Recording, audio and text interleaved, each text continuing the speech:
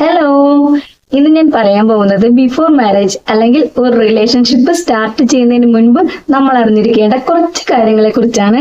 ഈ വീഡിയോ കാണുന്ന ചിലരെങ്കിലും ഒരു റിലേഷൻഷിപ്പിലായിരിക്കും അല്ലെങ്കിൽ അവരുടെ മാരേജ് ലൈഫ് കണ്ടിന്യൂ ചെയ്യുന്നവരായിരിക്കും. അവർക്കും ഈ വീഡിയോ വളരെയധികം ഉപകാരപ്പെടുന്നതാണ്. നമ്മൾ ആദ്യം മനസ്സിലാക്കേണ്ടത് ഏതൊരു റിലേഷൻഷിപ്പ് ആയാലും അഡ്ജസ്റ്റ്മെന്റും അണ്ടർസ്റ്റാൻഡിങ്ങും കൊണ്ട് തന്നെയാണ് മുന്നോട്ട് പോകുന്നത്. അതിപ്പോ ഒരു അച്ഛനും അമ്മയും അല്ലെങ്കിൽ സിബ്ലിങ്സോ അല്ലെങ്കിൽ ഫ്രണ്ട്സോ ഏത് തരം അല്ലെങ്കിൽ പാർട്ട്നേഴ്സോ ഏത് തരം റിലേഷൻ ആയാലും അവിടെ ഒരു അഡ്ജസ്റ്റ്മെന്റും അണ്ടർസ്റ്റാൻഡിങ്ങും തന്നെയാണ്. അത് എത്ര നമ്മൾ മറയ്ക്കാൻ ശ്രമിച്ചാലും ഈ രണ്ട് കാര്യങ്ങളും കൊണ്ട് തന്നെയാണ് ഏതൊരു റിലേഷനും മുന്നോട്ട് പോകുന്നത്. എന്നിരുന്നാൽ കൂടി പാർട്ട്നേഴ്സ് തമ്മിലുള്ള റിലേഷനിൽ അഡ്ജസ്റ്റ്മെന്റിനേക്കാൾ അണ്ടർസ്റ്റാൻഡിങ്ങിനാണ് കൂടുതൽ പ്രസക്തി എന്ന് തന്നെ പറയാം. കാരണം നമ്മുടെ ഒരു ലൈഫ് ടൈം എടുക്കുകയാണെങ്കിൽ ഏറ്റവും കൂടുതൽ ടൈം നമ്മൾ സ്പെൻഡ് ചെയ്യുന്നത് പാർട്ട്ണറോട് തന്നെയായിരിക്കും. അപ്പോ ആ ഒരു റിലേഷനിൽ 80% അണ്ടർസ്റ്റാൻഡിങ്ങും 20% അഡ്ജസ്റ്റ്മെന്റും അല്ലെങ്കിൽ 90%ഓളം അണ്ടർസ്റ്റാൻഡിങ് 10% മാത്രം അഡ്ജസ്റ്റ്മെന്റും ആക്കി നമ്മുടെ ലൈഫ് കൂടുതൽ ബ്യൂട്ടിഫുൾ ആക്കാൻ ആദ്യം ചെയ്യേണ്ടത് നമ്മുടെ പേഴ്സണാലിറ്റി ആൻഡ് ബിഹേവിയറിനോട് ചേർന്ന ഒരു പേഴ്സണാലിറ്റി ആൻഡ് ബിഹേവിയർ ഉള്ള ഒരു പാർട്ട്ണറെ കണ്ടെത്തുക എന്നുള്ളതാണ്. ബിഹേവിയർ എന്ന് പറയുമ്പോൾ നമ്മൾ ഒരാളെ കാണുമ്പോൾ ഗുഡ് മോർണിംഗ് പറയാ, അല്ലെങ്കിൽ നമ്മൾ ഒരാളെ കാണുമ്പോൾ ചിരിച്ച് സംസാരിക്കുന്നത്, അല്ലെങ്കിൽ നമ്മൾ എപ്പോഴും റൂഡായിട്ട് സംസാരിക്കുന്നത്. പിന്നെ ബിഹേവിയറിൽ കാണുന്ന മറ്റൊരു കാര്യമാണ് ഭക്ഷണം കഴിക്കുമ്പോൾ സൗണ്ട് ഉണ്ടാക്കിക്കൊണ്ട് ഭക്ഷണം കഴിക്കുന്നത്, അതുപോലെ തന്നെ വെള്ളം കുടിക്കുമ്പോൾ സൗണ്ട് ഉണ്ടാക്കുക, നടക്കുമ്പോൾ സൗണ്ട് ഉണ്ടാക്കിക്കൊണ്ട് നടക്കുന്നത്. ഇങ്ങനെയുള്ള ഒത്തിരി കാര്യങ്ങളൊക്കെ ബിഹേവിയറിൽ പെടുന്നതാണ്. എന്നാൽ പേഴ്സണാലിറ്റി എന്ന് പറയുന്നത് നമുക്ക് അത്ര പെട്ടെന്നൊന്നും മനസ്സിലാക്കാത്ത ഒരു കാര്യമാണ്. ബിഹേവിയർ എന്ന് പറയുന്നത് നമ്മൾ ഒരാഴ്ചയ്ക്ക് മിനിമം ഒരാളെ വാച്ച് ചെയ്യുകയാണെങ്കിൽ നമുക്ക് മനസ്സിലാക്കാവുന്നതാണ്. എന്നാൽ പേഴ്സണാലിറ്റി അത്ര പെട്ടെന്നൊന്നും നമുക്ക് മനസ്സിലാകാത്ത ഒന്നാണ്. പേഴ്സണാലിറ്റി എന്ന് പറയുന്നത് ഒരാൾ വളർന്ന സാഹചര്യം, അയാൾ പഠിച്ച സ്ഥലങ്ങൾ, അയാളുടെ എഡ്യൂക്കേഷൻ, അയാൾ പരിചയപ്പെട്ട വ്യക്തികൾ എന്നിങ്ങനെ ഒത്തിരി കാര്യങ്ങൾ ഒരാളുടെ പേഴ്സണാലിറ്റിയെ ഡിപ്പെൻഡ് ചെയ്യുന്നുണ്ട്. ചിലരുടെ പേഴ്സണാലിറ്റി നമ്മൾ ശ്രദ്ധിച്ചാൽ എപ്പോഴും എല്ലാവരും കളിയാക്കുന്ന ഒരു പേഴ്സണാലിറ്റി ആയിരിക്കും. ചിലരാണെങ്കിൽ എപ്പോഴും മറ്റുള്ളവർക്ക് ഒരു പോസിറ്റീവ് വൈബ് നൽകുന്ന ഒരു പേഴ്സണാലിറ്റി ആയിരിക്കും. പിന്നെ ചിലരുടെ പേഴ്സണാലിറ്റി എക്സ്ട്രോവേർട്ട്, ഇൻട്രോവേർട്ട് ഇതിലേതെങ്കിലും ഒക്കെ പെടുന്നതായിരിക്കും. ഇങ്ങനെ ഓരോരുത്തരുടെയും പേഴ്സണാലിറ്റി എൻറ്റയർലി ഡിഫറെന്റ് ആണ്. അപ്പൊ നിങ്ങൾ എന്നോട് ചോദിക്കും, നമ്മുടെ പേഴ്സണാലിറ്റി ആൻഡ് ബിഹേവിയറിനോട് ചേർന്ന ഒരാളെ നമ്മൾ എങ്ങനെയാണ് കണ്ടെത്താന്ന്?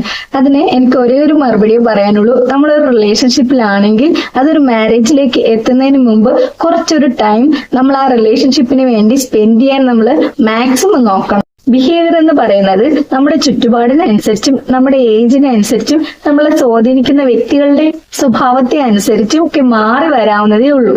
അതുകൊണ്ട് തന്നെ ബിഹേവിയർ അല്പം മോശമായാലും കുഴപ്പമില്ല, നല്ലൊരു പേഴ്സണാലിറ്റി ഉള്ള വ്യക്തിയുമായിട്ടാണ് നമ്മുടെ റിലേഷൻ എങ്കിൽ നമ്മൾ റിയലി ലക്കി തന്നെയാണ്. ഇതിൽ കുറച്ച് എക്സെപ്ഷൻ കേസുകളും ഉണ്ട് കേട്ടോ. അതായത് നാർസിസ്റ്റിക് പേഴ്സണാലിറ്റി പോലെ പേഴ്സണാലിറ്റി ഡിസോർഡർ ഉള്ളവരെ തിരിച്ചറിയാൻ നമുക്ക് വളരെ ബുദ്ധിമുട്ടാണ്. എന്നിരുന്നാലും ഈ ഒരു പേടി 100-ൽ 5% മാത്രമേ വേണ്ടൂ. ഇനി വർക്ക് ആൻഡ് കരിയറിനെ കുറിച്ചാണ് നമ്മൾ ശ്രദ്ധിക്കേണ്ടത്.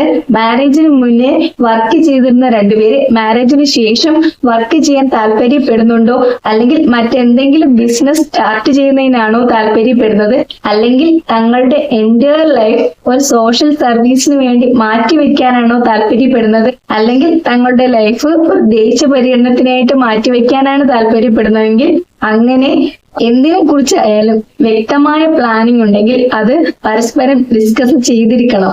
ഇനി മാരേജിന് മുന്നേ ജോലി ഇല്ലാത്ത ഒരാളെയാണ് നമ്മൾ പാർട്ട്ണർ ആക്കുന്നതെങ്കിൽ മാരേജിന് ശേഷം അവർക്ക് ജോലി കിട്ടും എന്നുള്ളൊരു പ്രതീക്ഷ നമ്മളിൽ ഉണ്ടെങ്കിൽ അത് നമ്മൾ ഷെയർ ചെയ്യണം. അല്ലെങ്കിൽ മാരേജിന് ശേഷം നമ്മുടെ പാർട്ട്ണറിന് നമ്മൾ ഉദ്ദേശിക്കുന്ന രീതിയിലുള്ള ഒരു ജോലി കിട്ടിയില്ലെങ്കിലും നമുക്ക് ഓക്കെ ആണോ എന്നുള്ളൊരു കാര്യത്തെ കുറിച്ച് തീർച്ചയായും ഡിസ്കസ് ചെയ്തിരിക്കണം. പിന്നെ ജോലി ചെയ്യുന്ന സ്ഥലത്തെ കുറിച്ച് വേണം നമ്മൾ ഡിസ്കസ് ചെയ്യേണ്ടത്. ഡെയിലി മീറ്റ് ചെയ്യാൻ പറ്റുന്ന ഒരു ഡിസ്റ്റൻസിലാണോ രണ്ടുപേരും വർക്ക് ചെയ്യേണ്ടത്, അതോ ലോങ് ഡിസ്റ്റൻസ് റിലേഷൻഷിപ്പിന് റെഡിയാണോ എന്നുള്ള കാര്യത്തെ കുറിച്ച് വ്യക്തമായ ധാരണ വേണം. ഇനി മണി മാനേജ്മെന്റിനെ കുറിച്ചാണ് നമ്മൾ ശ്രദ്ധിക്കേണ്ടത്. നമ്മുടെ ഡ്രീംസ്, നമ്മുടെ ലൈഫ് സ്റ്റൈല്, അതായത് ഫുഡ്, ഡ്രസ്സ്, ബാക്കിയുള്ള നമ്മുടെ എക്സ്പെൻസസ് എല്ലാം നമ്മുടെ പാർട്ട്ണറോട് നമ്മൾ ഷെയർ ചെയ്തിരിക്കണം.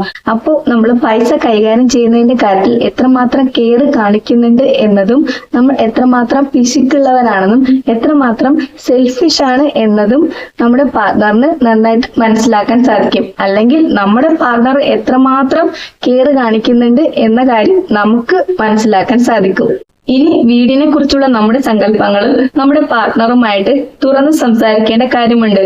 അതായത് നമ്മൾ നാട്ടിൽ സെറ്റിൽ ചെയ്യാൻ ആഗ്രഹിക്കുന്ന ഒരാളാണോ, അതല്ലെങ്കിൽ അബ്രോഡ് എവിടെയെങ്കിലും നമ്മുടെ ലൈഫ് ടൈം ഫുൾ എൻജോയ് ചെയ്യുന്നതിന് താല്പര്യമുള്ള ആളാണോ എന്ന് നമ്മൾ തുറന്ന് സംസാരിച്ചാലേ നമ്മുടെ പാർട്ട്ണറിന് മനസ്സിലാക്കാൻ സാധിക്കുകയുള്ളൂ. അതുപോലെ തന്നെ വീട്ടുപണികൾ ചെയ്യുന്നതിൽ പരസ്പരമുള്ള അണ്ടർസ്റ്റാൻഡിങ്ങിനെ കുറിച്ചും നമ്മൾ പരസ്പരം തുറന്ന് സംസാരിക്കേണ്ടത് അത്യാവശ്യമാണ്.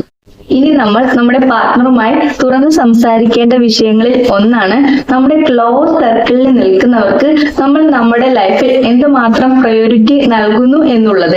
അതായത് നമ്മുടെ അച്ഛൻ, അമ്മ, നമ്മുടെ സിബ്ലിങ്സ്, നമ്മുടെ ഫ്രണ്ട്സ് എന്നിവർക്കൊക്കെ നമ്മുടെ ലൈഫിൽ എന്തുമാത്രം പ്രയോറിറ്റി ഉണ്ട് എന്ന് നമ്മുടെ പാർട്ട്ണറോട് വ്യക്തമായി മനസ്സിലാക്കിപ്പിക്കേണ്ടതാണ്. നമ്മുടെ ലൈഫിൽ നമ്മൾ വളരെയേറെ പ്രാധാന്യം കൽപ്പിക്കുന്ന ഒരു വ്യക്തി ശരി ചെയ്താലും തെറ്റ് ചെയ്താലും നമുക്ക് അത് ശരിയാണ് എന്നുള്ളൊരു നിലപാടിലാണ് നമ്മളെങ്കിൽ നമ്മുടെ പാർട്ട്ണറിന് അത് അത്ര പെട്ടെന്ന് അക്സെപ്റ്റ് ചെയ്യാൻ പറ്റിയെന്ന് വരില്ല.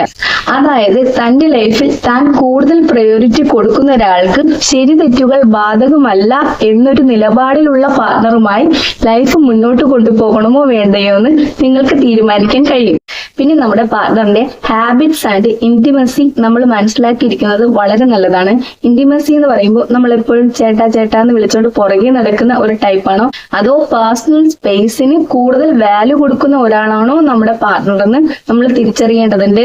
പിന്നെ ഹാബിറ്റ്സിന്റെ കാര്യത്തിൽ ചായ കുടിക്കുന്നത് അല്ലെങ്കിൽ കോഫി കുടിക്കുന്നത്, ഡെയിലി എക്സസൈസ് ചെയ്യുക അല്ലെങ്കിൽ എക്സസൈസ് ചെയ്യാതെ ഇരിക്കുക, പിന്നെ ഫുഡിന്റെ കാര്യത്തിൽ ടൈം അനുസരിച്ച് ഫുഡ് കഴിക്കുക, അല്ലെങ്കിൽ വെജ് നോൺ വെജ് ഇത്തരത്തിലൊക്കെ ഒരുപാട് നമ്മൾ നമ്മുടെ പാർട്ട്ണറുമായി ഡിഫറെന്റ് ആയിരിക്കും. ഇത്രയും നേരം നമ്മൾ സംസാരിച്ചത് ഒരു റിലേഷൻഷിപ്പ് സ്റ്റാർട്ട് ചെയ്യുന്നതിന് മുൻപ് അല്ലെങ്കിൽ ബിഫോർ മാരേജ് നമ്മൾ ശ്രദ്ധിക്കേണ്ട വളരെ ഇമ്പോർട്ടന്റ് ആയ കുറച്ച് കാര്യങ്ങളാണ്.